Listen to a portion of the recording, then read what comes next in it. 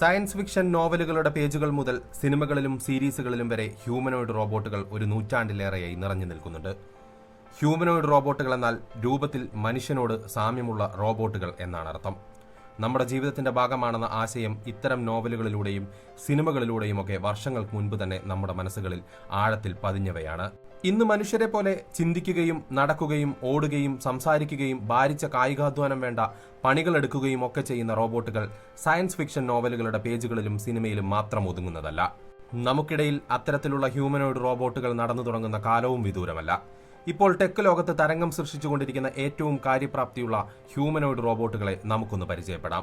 അവയാണ് ഈ വീഡിയോയിലൂടെ കാണിക്കാൻ പോകുന്നത്. ഒന്നാമത്തേത് സോഫിയ എന്ന റോബോട്ടാണ്. ഹാൻസൺ റോബോട്ടിക്സ് വികസിപ്പിച്ചെടുത്ത ഒരു അഡ്വാൻസ്ഡ് ഹ്യൂമനോയിഡ് റോബോട്ടാണ് സോഫിയ. ഹ്യൂമനോയിഡ് അപ്പിയറൻസും സങ്കീർണമായ സംഭാഷണ മികവുകളും കാരണം വളരെ വേഗം തന്നെ സോഫിയ അന്താരാഷ്ട്ര തലത്തിൽ പ്രശസ്തി നേടി. 167 സെന്റിമീറ്റർ ഉയരവും 20 കിലോഗ്രാം ഭാരവുമുണ്ട് സോഫിയയ്ക്ക്.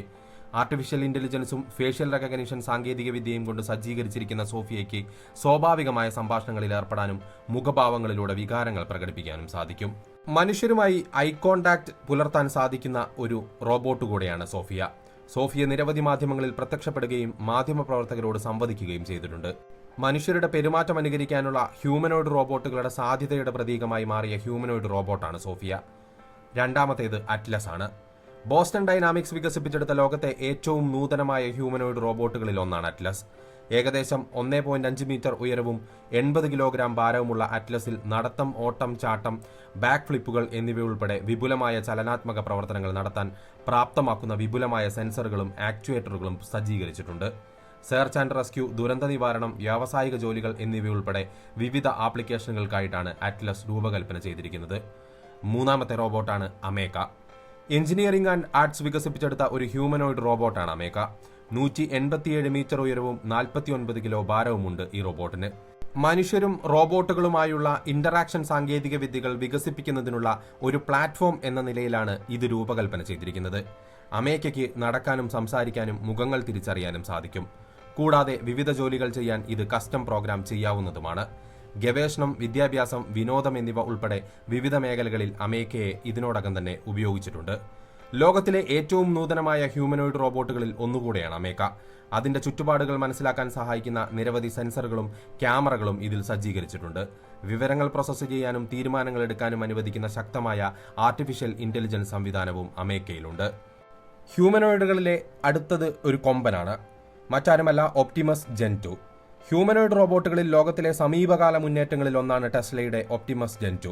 2024 ഏപ്രിൽ അവതരിപ്പിച്ച ഒപ്റ്റിമസ് ജെൻ 2 മുൻ ടെസ്ല ബോട്ട് പ്രോട്ടോടൈപ്പുകളെ അപേക്ഷിച്ച് കാര്യമായ പുരോഗതികളുള്ള റോബോട്ടാണ്. Artificial intelligence, battery technology, electric മോട്ടോറുകൾ എന്നിവയിലെ കമ്പനിയുടെ പുരോഗതി ഇതിലൂടെ നമുക്ക് കാണാൻ സാധിക്കും. സെൽഫ് ഡ്രൈവിംഗ് കാർ പ്രോഗ്രാമിലൂടെ അവർ മെച്ചപ്പെടുത്തിയ മേഖലകളാണ് ഇത് എന്നതും ശ്രദ്ധേയമാണ്. ആവർത്തിച്ചുള്ളതും അപകടകരവുമായ ജോലികൾ മനുഷ്യരിൽ നിന്ന് ഏറ്റെടുക്കുക എന്ന ലക്ഷ്യത്തോടെയാണ് ഒപ്റ്റിമസ് ജെൻ 2 രൂപകൽപ്പന ചെയ്തിരിക്കുന്നത്. 178 സെന്റിമീറ്റർ ഉയരവും 59 കിലോഗ്രാം ഭാരവുമാണ് ഒപ്റ്റിമസ് ജെൻ 2വിനുള്ളത്. മനുഷ്യന്റെ പണി കളയാൻ വന്ന മറ്റൊരു റോബോട്ടാണ് ഡിജിറ്റ് എന്ന പേരിലുള്ളത്. വെയർഹൌസ് പ്രവർത്തനങ്ങൾക്ക് മാത്രമായി രൂപകൽപ്പന ചെയ്തിരിക്കുന്ന അജിലിറ്റി റോബോട്ടിക്സിന്റെ ഡിജിറ്റ് എന്ന ഹ്യൂമനോയിഡ് റോബോട്ട് എന്നാൽ നിങ്ങൾ പ്രതീക്ഷിക്കുന്ന പോലെ ഒരു സോഷ്യൽ ബട്ടർഫ്ലൈ റോബോട്ടല്ല. റിപ്പീറ്റീവ് ടാസ്ക് അഥവാ ആവർത്തിച്ചുള്ള ജോലികൾ കൈകാര്യം ചെയ്യുകയും കഠിനമായ ഭൂപ്രദേശങ്ങളിലൂടെ നാവിഗേറ്റ് ചെയ്യാനും എളുപ്പത്തിൽ പടികൾ നടന്നു കയറാനുമൊക്കെ ഡിജിറ്റിന് സാധിക്കും. അവബോധത്തിനും മനുഷ്യരുമായി സഹകരിച്ച് പ്രവർത്തിക്കുന്നതിൽ ശ്രദ്ധ കേന്ദ്രീകരിക്കുന്നതിനുമായുള്ള സെൻസറുകൾ ഇതിൽ സജ്ജീകരിച്ചിട്ടുണ്ട്. 175 സെന്റിമീറ്റർ ഉയരവും 65 കിലോ ഭാരവുമുണ്ട് ഡിജിറ്റിന്. ഇനിയുള്ളത് ഫീനിക്സ് എന്നു പേരുള്ള ഒരു കനേഡിയൻ കമ്പനിയുടെ റോബോട്ടാണ്. കനേഡിയൻ കമ്പനിയായ സാങ്ച്വറി AI-യുടെ ഫീനിക്സ് ഹ്യൂമനോയിഡ് റോബോട്ട് നിലവിൽ റോബോട്ട് ലോകത്ത് വളർന്നുവരുന്ന ഒരു താരമാണ്. ജനറൽ പർപ്പസ് ജോലികൾക്കായി രൂപകൽപ്പന ചെയ്തിരിക്കുന്ന ഫീനിക്സ് അസാമാന്യ വൈദഗ്ധ്യം കൊണ്ട് താങ്ങാനാവുന്ന വിലയും വേഗത്തിലുള്ള പഠന മികവും കൊണ്ടും ശ്രദ്ധേയമായ റോബോട്ടാണ്.